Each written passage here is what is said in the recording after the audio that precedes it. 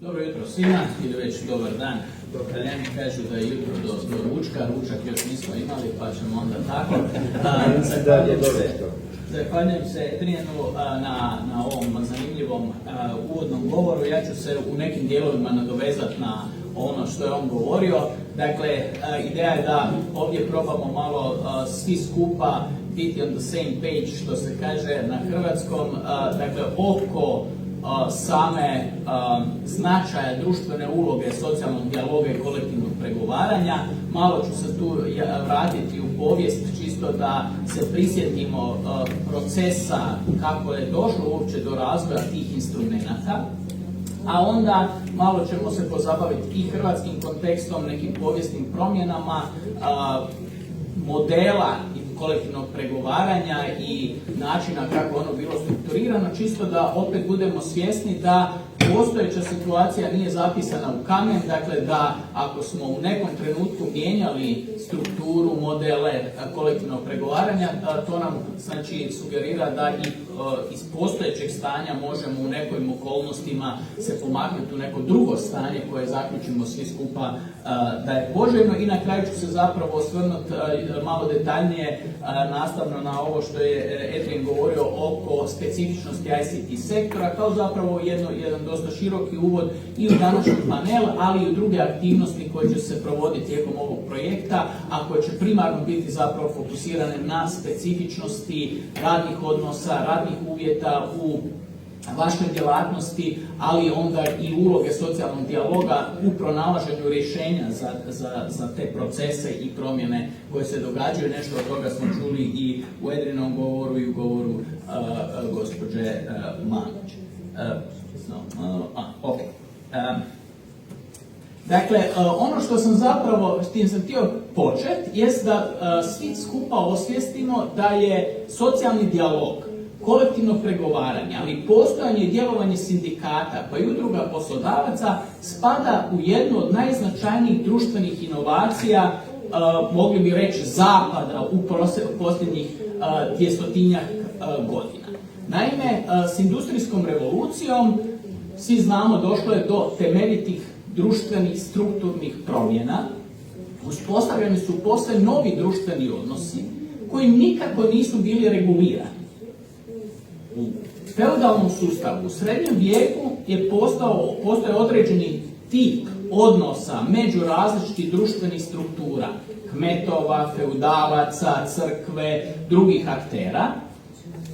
Kad je u jednom trenutku došlo do tako dubinskih promjena koje je donijela industrijska revolucija, ta pravila koja su uređivala te odnose su postala nefunkcionalna, ona su nestala, a nova nisu postojala.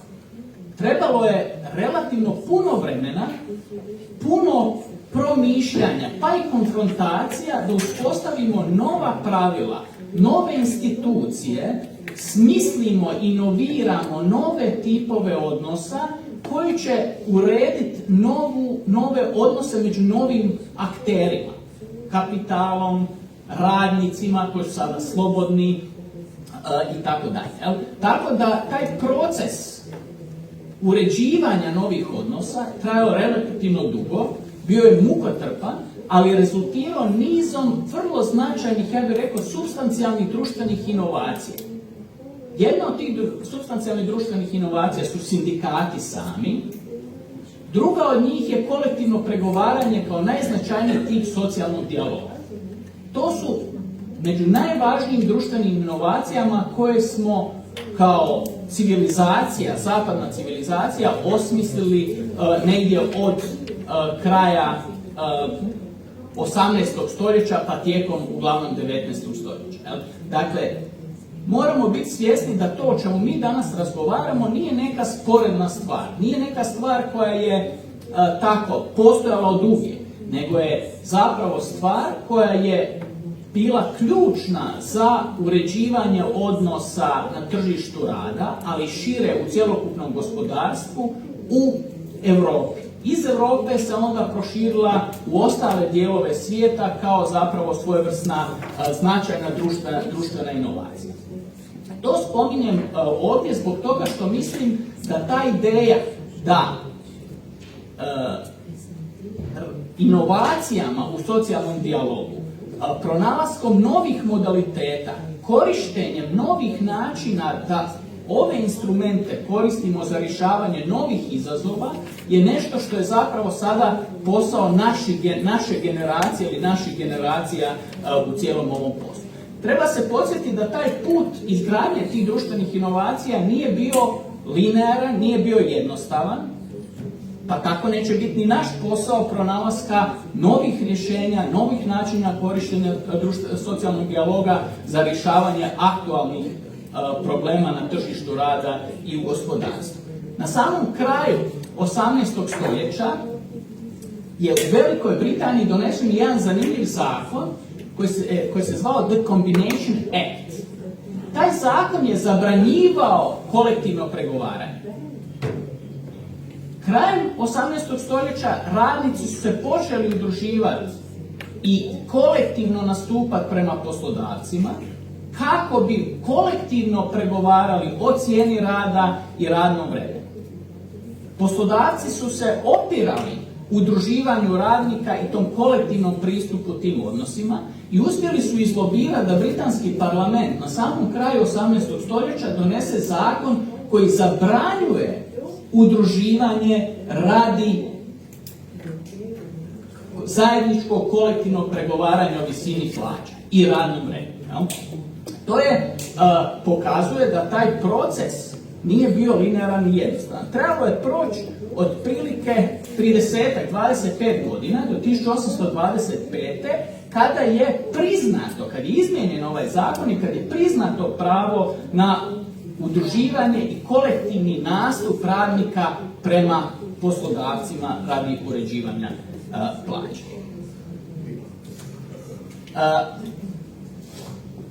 Od ove točke kad je zabranjeno kolektivno nastupanje, trebalo je proći nekih 70 godina da sindikati u britanskom zakonodavstvu budu priznati i njihov status, njihova uloga regulirana. 1871. je u Velikoj Britaniji donesen prvi zakon, Trade Union Act, kojim se regulira pravni status i uloga sindikata. Tada oni postaju pravne osobe, dakle ne više neka neformalna skupina radnika, nego priznata pravna osoba sa svojom ulogom i položajem u cijelom sustavu. Trebalo je još malo proći do 1875. godine da se zaokruži temeljna prava koja danas čine središte socijalnog dijaloga. Dakle, pravo kolektivnog nastupa prema poslodavcima iz 1825.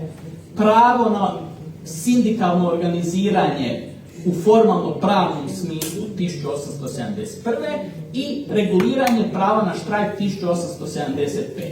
To je trokut koji čini temelje socijalnog dijaloga i kolektivnog pregovaranja. Trebalo je otprilike 75 godina da se ta inovacija koja je krenula krajem 18. stoljeća pravno zaokruži i etablira, odnosno da se prizna i postane efikasna. Nakon toga je postala jedan od ključnih instrumenata za rješavanje takozvanih radničkih problema koji su rezultirali nemirima, velikim masovnim štrajkovima sa smrtonosnim posljedicama, pa smo se prisjetili i 1. svibnja u Čikagu, dakle jednog procesa, ali ove inovacije, u ICT sektoru smo, pa je pojam inovacija jako važan, dakle ove društvene inovacije su omogućile uspostavu sustava kakvog danas poznajemo u smislu upravljanja tržištem rada i radnim odnosima.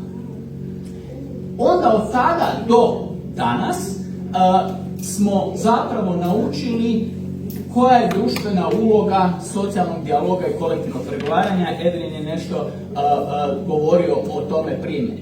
Prije svega, uloga je u balansiranju interesa.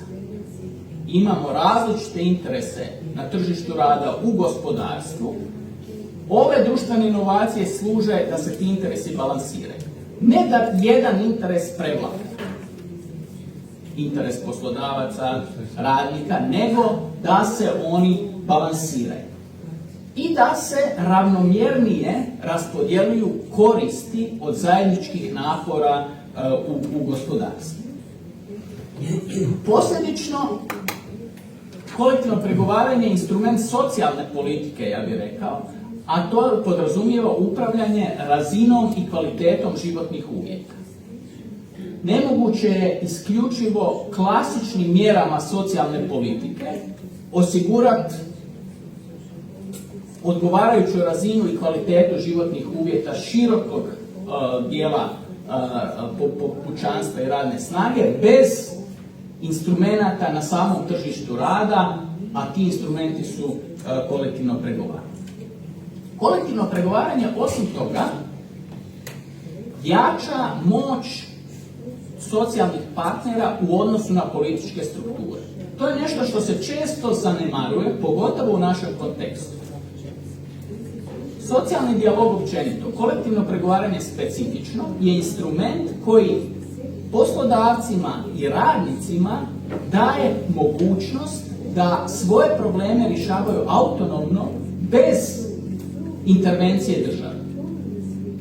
I na taj način ojačaju vlastitu autonomiju i vlastitu moć u odnosu na moć političkih elita. Pogotovo u Hrvatskoj mislim da tu imamo neki zabuna. Svi smo, i poslodavci, i građani, radnici, sindikati, kritični prema političkim elitama. Smatramo da ne rade dobro svoj posao, ali istovremeno stalno njih zazivamo da rješavaju naše probleme, umjesto da sami uzmemo stvar u svoje ruke i sami rješavamo svoje probleme. Tipičan primjer za to je moj omiljeni, je reguliranje rada nedjeljom. Svi smo to pratili. To je trajalo 20 i nešto godina. Tipičan problem kojeg su morali riješiti socijalni partneri, poslodavci i sindikati, naći zajedničko rješenje s kojima će obje strane biti zadovoljne. Oni su, mi nismo bili od toga, oni su prepustili to pitanje, izručili su ga političkim akterima, koji su ga 25 godina politizirali i koristili za svoje zapravo kratkoročne politikanske interese. Čak smo dopustili da jedno pitanje iz područja tržišta rada i regulacija odnosa između radnika i poslodavaca postane čak ideološko pitanje. To je case study onoga propusta iz poslodavaca i sindikata da koriste instrumente koje imaju za vlastito jačanje pozicija umjesto jačanje političkih struktura i političkih elita. Kvalitetan socijalni dijalog, osim toga, pogotovo kolektivno pregovaranje, može biti ključni instrument za upravljanje tržištem rada i općenito makroekonomskom politikom. Tu imamo jako dobre primjere u nekim skandinavskim zemljama, što zapravo opet pokazuje kapacitet i važnost socijalnih partnera, gdje oni, ako su dobro organizirani, ako imaju konstruktivne međusobne odnose, stabilne odnose, mogu zapravo preuzeti značajnu ulogu i značajan dio posla kojeg često loše rade političke elite.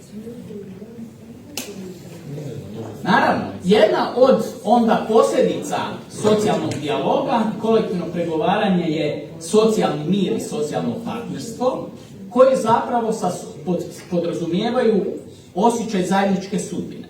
To je isto nešto što nam često nedostaje. Edwin je na neki način kroz ove primjere specifične za ICT sektor upravo pokušavao naglasiti to. Dakle, socijalni partneri moraju osvijestiti da imaju zajedničke probleme, da je način rješavanja tih zajedničkih problema zapravo pitanje zajedničke sudbine, zajedničkih interesa i da je to zapravo njihova odgovornost puno viša nego odgovornost onda regulatora i javnih vlasti. I konačno, društvene inovacije kao što su sindikati, kolektivno pregovaranje, socijalni dijalog, tripartitni socijalni dijalog i tako dalje, su središnji instrumenti bili za uspostavu povjerenja u poredak, ukupni društveni i politički gospodarski poredak. Svi oni koji zagovaraju slabljenje ovih instrumenata zapravo ugrožavaju stabilnost političkog, društvenog i ekonomskog poretka. I to je posebno po meni važna poruka za poslodavce, koji često kratkoročne interese zapravo podređuju, odnosno njih stavljaju iznad dugoročnih interesa, a dugoročni interes poslodavaca je politička, društvena i ekonomska stabilnost i povjerenje u poredak. Vrlo često poslodavci zanemaruju tu činjenicu i daju prednost svojim nekim kratkoročnim interesima pred dugoročnim, a onda će se iznenaditi kad iznenada odjednom dođe do destabilizacije. Sad, vratimo se malo na povijest hrvatskog socijalnog dijaloga i kolektivnog pregovaranja. Ja ga volim dijeliti u dvije faze. Prva faza je od početka 90-ih do donošenja novog zakona o radu. U toj prvoj fazi je u Hrvatskoj uspostavljen jedan izrazito centraliziran i koordiniran sustav kolektivnog pregovaranja. Čak pomalo nalik na neke skandinavske modele, jako sličan onome što je imala i još uvijek dijelom ima Slovenija. Dakle, to smo uspostavili 1992. Evo, Krešo je tu sudionik tih događanja, pod potpisom 2 međusektorska kolektivna ugovora, koja su regulirala tada najveći problem, a to je bio problem od zadržavanja vrijednosti plaća u odnosu na galopirajuću inflaciju.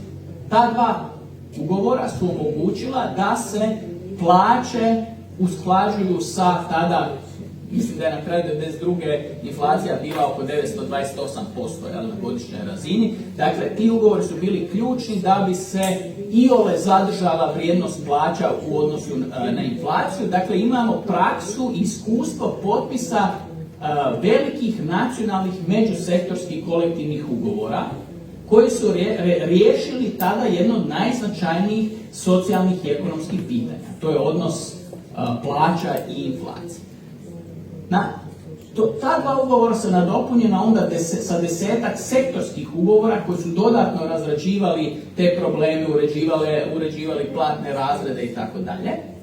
I tada smo imali izrazito veliku, gotovo potpunu pokrivenost, samo dio obrta i poljoprivrede je zapravo bilo izvan toga, ali sve ostalo je bilo pokriveno kolektivnim ugovorima i imali smo pokrivenost na razini 90%.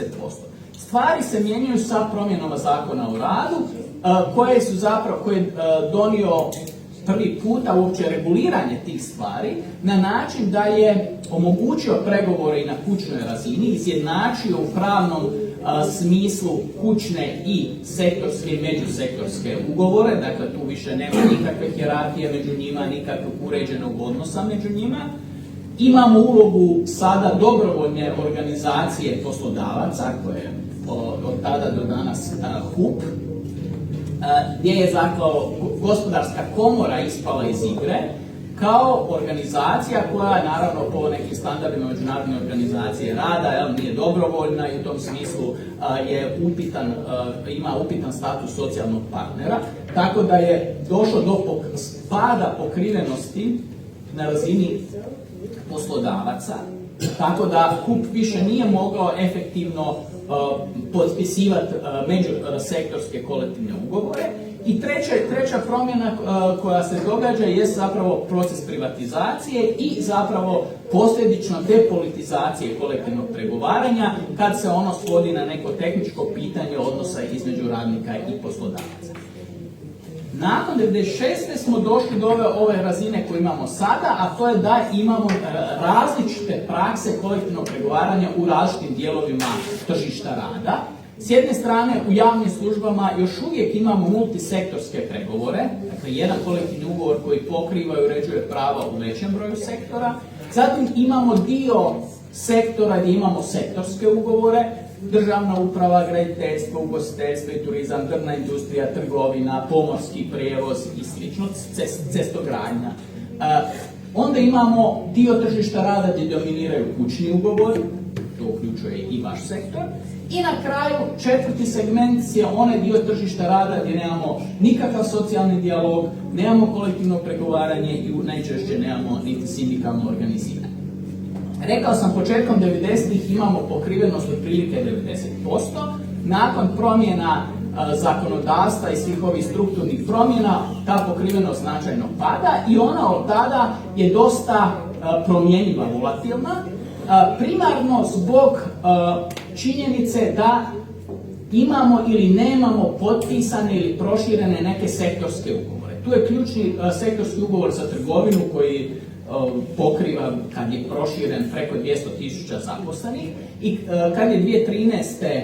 taj ugovor raskinut, došlo je do drastičnog pada pokrivenosti, onda je između 24. i 21. došlo do pada usred krize, daljnjih promjena u strukturi gospodarstva i zadnjih par godina imamo ponovo porast pokrivenosti, sada negdje oko 60%, zahvaljujući potpisu nekoliko novih sektorskih ugovora, uključujući ponovo i trgovinu, uključujući drvnu industriju i još neke manje sektorske ugovore koji su doveli do ponovnog porasta pokrivenosti. Spomenuta je direktiva o dostojanstvenoj minimalnoj plaći, ona nam je vrlo značajna za ovu problematiku, između ostalog i po tome što definira neki neformalni standard, što je odgovarajuća ili zadovoljavajuća razina pokrivenosti radnika kolektivnim ugovorom, koje je na 80%. I sad ovdje vidimo situaciju na razini Europske unije, vidimo da imamo nekih 8-9 zemalja koji zadovoljavaju taj kriterij, imamo Sloveniju koja je vrlo blizu, međutim Hrvatska spada u red svega nekoliko još zemalja kojima je 80% dostižno. Dakle, u kojima je uz određeni angažman svih aktera, uz promišljanje mehanizama kako to postići, tih 80% dostižno. Međutim, ono što treba naglasiti jest da ne smijemo kvantitetu zamijeniti kvalitetom. 80% nije cilj sam po sebi ako se on postigne bez adekvatnih, kvalitetnih i učinkovitih ili utjecajnih kolektivnih ugovora koji imaju učinak. E sad, Edin je dosta govorio o ovom, pa ću ja to malo preskočiti i skratiti da ne probijamo raspored. ICT sektor je vrlo zanimljiv i značajan u cijeloj ovoj priči. I tu ću se vratiti na društvene inovacije. Naime, ICT sektor, što je Edin lijepo opisao, je onaj u kojem imamo čitav niz novih trendova i novih izazova na tržištu rada, koje treba riješiti, za koje treba pronaći rješenja, odnosno naći društvene inovacije koje će ih pokušati riješiti. Dakle, ponovo sa tehnološkim promjenama, s organizacijskim promjenama imamo nove odnose i nove izazove koji nisu regulirani i na nama je da zajednički nađemo rješenja i pravila koje će te odnose regulirati na adekvatan način i zato i ovaj projekt i ovo što radi ova dva sindikata i Uni Europe i Global je izrazito značajno jer zapravo stvara poticaj da se pronađu takva rješenja, da svi skupa budemo kreativni u traženju rješenja za te izazove. Jedan od problema, je također nešto bilo rečeno, jesu činjenica da imamo multinacionalne kompanije. U Hrvatskoj je možda malo specifična što imamo svega nekoliko djelatnosti u kojima imamo značajnu prisutnost multinacionalnih kompanija. To je dakle telekomunikacije i trgovina. U drugim sektorima je puno manji značaj i utjecaj multinacionalnih kompanija. U mnogim istočnoevropskim zemljama je puno veći njihov značaj, primjerice u prerađivačkoj industriji, u proizvodnji i tako dalje. Kod nas je toga vrlo malo ili zanemarivo. Tako da pitanje utjecaja multinacionalnih kompanija i na tržište rada i na radne odnose, ali i na socijalni dijalog je nešto što u hrvatskom slučaju možemo promatrati tek na nekoliko malom broju sektora, kao što je sektor telekomunikacija, kao što je sektor trgovine i onda pojedinačni slučajevi u nekim drugim djelatnostima. I ono što nam zapravo multinacionalne kompanije donose jest da zapravo imamo neke pozitivne stvari Prije svega one donose prijenos znanja i tehnologije, unapređuju razinu korporativnog upravljanja, to je pogotovo možda bilo značajno prije 20-30 godina kod nas, povećanje konkurentnosti izvoza ako su u sferi proizvodnje i slično, ovi koji su u sferi trgovine naravno imaju manji doprinos u tom smislu.